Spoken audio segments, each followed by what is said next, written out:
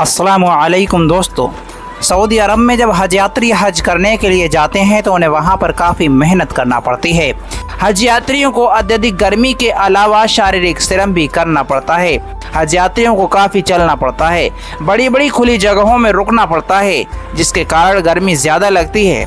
हज यात्रियों में कई बुजुर्ग और अस्वस्थ भी होते हैं। हालांकि हज के दौरान गर्मी से संबंधित मौतें कोई नई बात नहीं है, ऐसा साल 1400 से होता आ रहा है। कुछ समाचार एजेंसियों के मुताबिक पिछले 1000 सालों से हज यात्रा गर्मी के मौसम में ही हो रही है, लेकिन जलवायु संकट इन स्थितियों को और ज़्यादा ख़राब कर रहा है।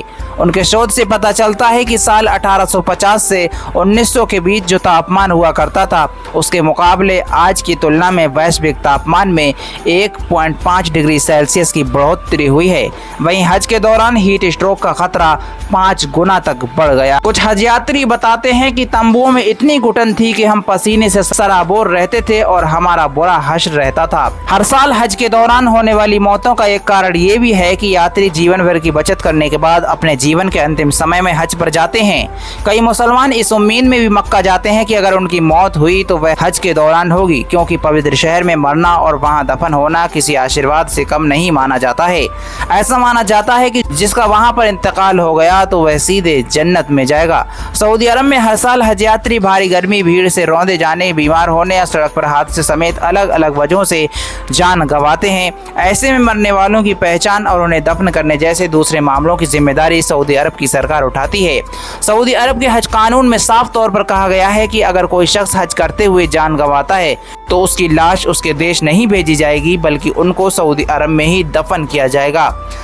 हर हज यात्री अपने हज आवेदन फॉर्म में वह इस बात की घोषणा करता है कि अगर वह सऊदी अरब की धरती या हवा में जान गंवा देता है तो उसकी लाश उसके देश नहीं भेजी जाएगी, बल्कि सऊदी अरब में ही दफन किया जाएगा। अगर इसके बारे में परिवार में किसी की ओर से आपत्ति जताई जाती है तो उसे नहीं माना जाएगा। सऊदी अरब में हज के लिए जाने वाले अपने कैंप या सड़क पर या अस्पताल में किसी हादसे में मारे जाते हैं तो उसकी खबर सबसे पहले सऊदी अरब में संबंधित देश के हज मिशन को दी जाती है। कई बार अस्पताल के अधिकारी भी या आम लोग भी सीधे हज मिशन को ये जानकारी दे देते हैं। ये इस बात पर भी निर्भर करता है कि किसी शख्स की मौत कहाँ पर हुई है। कुछ ज़रूरी जानकारी जैसे मरने वाले का नाम, उम्र, एजेंसी, देश, पहचान कार्ड नंबर और कलाई या गर्दन पर पहचान बैंड से मिल सकती है, जो हज के लिए आए सभी लोगों को पहनना ज़रूरी होता है।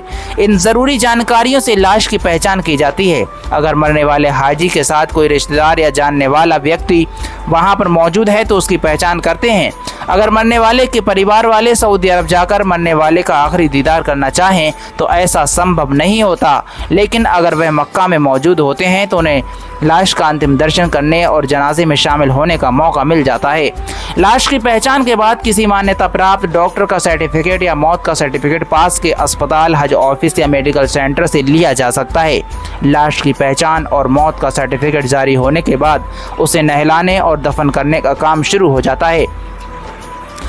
दोस्तों, अगर कोई हाजी मक्का, मिना और मुज़दलिफ़ा में ठहरने के दौरान जान गंवा बैठे हैं तो उनकी नमाज जनाजा मस्जिद अल हराम या काबा शरीफ में अदा की जाती है, और अगर किसी की मदीने में मौत हो जाए तो मस्जिद नबवी में नमाज जनाजा अदा की जाती है। इसके अलावा अगर कोई हाजी जद्दा या किसी और जगह जान गंवाए तो उसकी नमाज जनाजा स्थानीय मस्जिद में अदा की जाती है। तो दोस्तों, ये साफ हो गया है कि जो हाजी हज में जान गंवा बैठे हैं उनके जनाजे को वहीं पर दफन कर दिया जाएगा। उनके जनाजे को उनके देश में वापस नहीं भेजा जाएगा। ऐसा कन्फर्म हो चुका है। जो हाजी वहां पर इंतकाल फरमा गए हैं तो उनको वहीं पर सुपुर्द खाक किया जाएगा। अल्लाह तबारक व तआला से दुआ कर लेते हैं जो भी हाजी वहाँ पर इंतकाल फरमा गए हैं, अल्लाह उनके घर वालों को सब्र अजीम अता फरमाए। अल्लाह तबारक व तआला जो भी इस वीडियो को देख रहे हैं और हमें हज करने की सादतैन से नवाजे और हमें ज़्यादा से ज़्यादा नेक काम करने की तौफीक अता फरमाए और बुरे कामों से बचाए और 5 वक्ता नमाजी बनाए। दोस्तों, कमेंट सेक्शन में आमीन ज़रूर लिख दें।